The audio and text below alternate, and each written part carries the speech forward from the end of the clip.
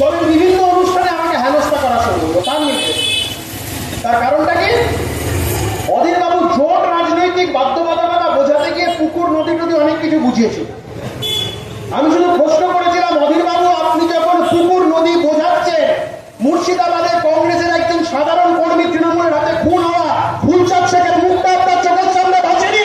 আপনার চোখের সামনে তপন গান্ধীর মুখটা ভাসেনি?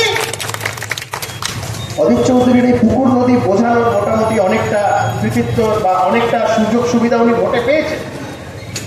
বাইরের রাজ্য থেকে একটা পাঁঠাকে এনে বলি দেওয়ার জন্য এখানে তৃণমূল এসছে, বাইরের রাজ্য থেকে এখানে এনে একটা পাঁঠাকে বলি করার জন্য এসছে, এবং সেটা অধীর চৌধুরীকে সুযোগ সুবিধা করে দেওয়া। এখানে জেনে রাখুন, এই মুর্শিদাবাদ জেলার যারা মানুষ তারা অত্যন্ত রাজনৈতিক সচেতন না। এখানে তৃণমূলের যিনি প্রার্থী হয়েছেন, অধীর বাবুকে সুযোগ সুবিধা করে দেওয়ার জন্য তাকে প্রার্থী করা।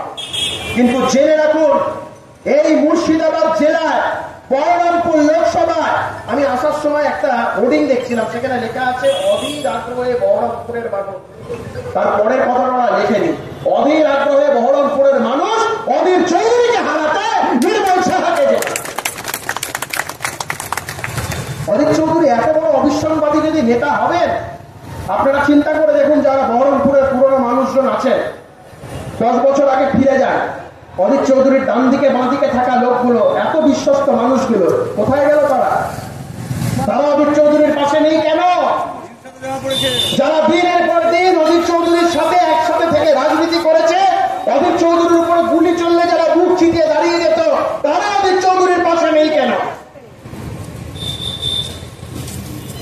History repeats itself. আপনাদের মনে আছে, মুর্শিদাবাদ জেলার একজন প্রবাদপ্রতি মানুষ, অত্যন্ত ভদ্র রাজনীতিবিদ, প্রয়াত অতীশ চন্দ্র সিনহার সাথে অধীর চৌধুরী যে ব্যবহারটা করেছিলেন, যেভাবে অধীর বাবু অতীশ সিনহাকে অপমান করেছিলেন, যে ন্যাক্কারজনক ভাবে অতীশ চন্দ্র সিনহাকে কাঁদিয়ে ছেড়েছিলেন, এই মুর্শিদাবাদের মাটিতে, এই বহরমপুরের মাটিতে একই ঘটনা তার সাথে ফিরে আসবে।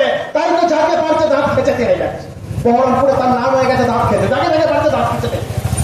কেউ বলছে হিন্দুদের উপরে আক্রমণ হচ্ছে, দাঁত মুখ খিচিয়ে তেড়ে যাচ্ছে। কোন সাংবাদিক তাকে মুখ নিয়ে প্রশ্ন করতে গেলে মুখ ছিঁড়িয়ে নিচ্ছে। মানুষ এগুলো করে যখন ফ্রাস্ট্রেশন। এখন আমি দেখেছি, ওনার সাথে কাজ করেছি, দেখেছি।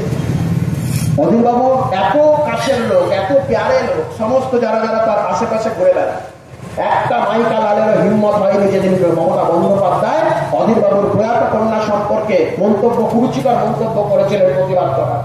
আমি তো উস্তাদ বাচ্চি সেদিনকে প্রতিবাদ করেছিলাম। মমতা বন্দ্যোপাধ্যায় রোশানুলের সামনে আমি দাঁড়িয়েছিলাম, আমাকে পুলিশে হেনস্থার সম্মুখীন হতে হয়েছিল, গ্রেপ্তার হতে হয়েছিল, পুলিশ আমার কাজকলা করেছিল। তারপরে বেরিয়ে এসে মাথার চুল কামিয়ে প্রতিজ্ঞা করেছিলেন, যতদিন না আপনি সরকারকে উৎখাত করতে পারছি মাথায় চুল রাখবো না। এই চোর মমতার সরকারকে যতদিন না আমরা উৎখাত করতে পারছি মাথায় চুল গজাতে দেবো। অধীরবাবু দেখলেন তৃণমূলের প্রতি এরকম কড়া অবস্থান নিয়েছেন, এটা তো মুশকিল।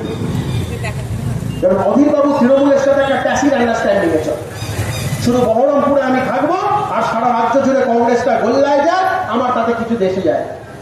এটা আমার কথা। কংগ্রেসের সমস্ত লোকজন যারা বহরমপুরের বাইরে যারা রাজনীতি করে, তারা সবাই সকলে জানে।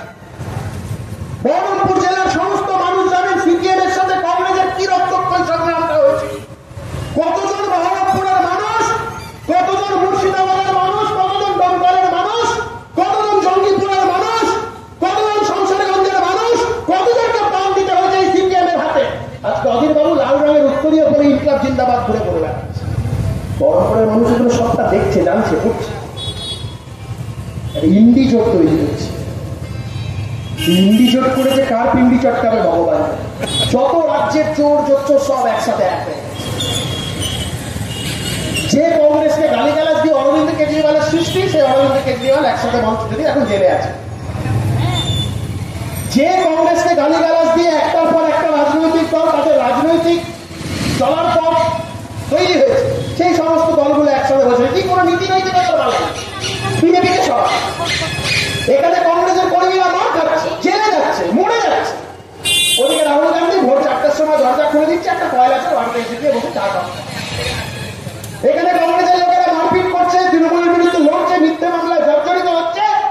ওখানে সোনিয়া গান্ধী, রাহুল গান্ধী গরুচর কয়লা চর থেকে বুকে জড়িয়ে ধরে আহা কি আনন্দ বলে। আর একটা দল আছে সিপিএম, এরা সব বোঝে, এদের থেকে বেশি কেউ কিছু বোঝে না, ওরা যা বোঝে সেটাই ঠিক, বাকি সবাই ভুল। এদের মতন বিজ্ঞ পৃথিবীতে আর কেউ নেই। এখানে তাদের নেতারা চিৎকার করে শিরা ফেটে যাবে এমন করছে, আমার দেখে ভয় লাগে মাঝে মাঝে। সায়ন টায়ন সতর্কতা যেভাবে চিৎকার করে, চোর ধরো জেল করো, চোর ধরো জেল করো, আর তাদের কাকা জ্যাঠারা, মেচুরি কাকা, রাজা কাকা বলছে অভিষেককে বুকে নেবে। এখানে চিৎকার করছে চোর ধরো জেল করো, ওখানে অভিষেককে বুকে নেবে। প্রায় 68,000 ভোটে হেরেছে। খড়গপুরে কংগ্রেস প্রায় 44,000 ভোটে হেরেছে। রেজিনগরে কংগ্রেস প্রায় 27,000 ভোটে হেরেছে। বেলডাঙাতে কংগ্রেস প্রায় 53,000 ভোটে হেরেছে। খড়গপুরে কংগ্রেস 90,000 ভোটে হেরেছে। আর নওদাতে কংগ্রেস প্রায় 49,000 ভোটে হেরেছে। অধীর বাবুর নীতিহীন রাজনীতির জন্য আজকে কংগ্রেস মুর্শিদাবাদে নিশ্চিহ্ন হয়ে যাবে।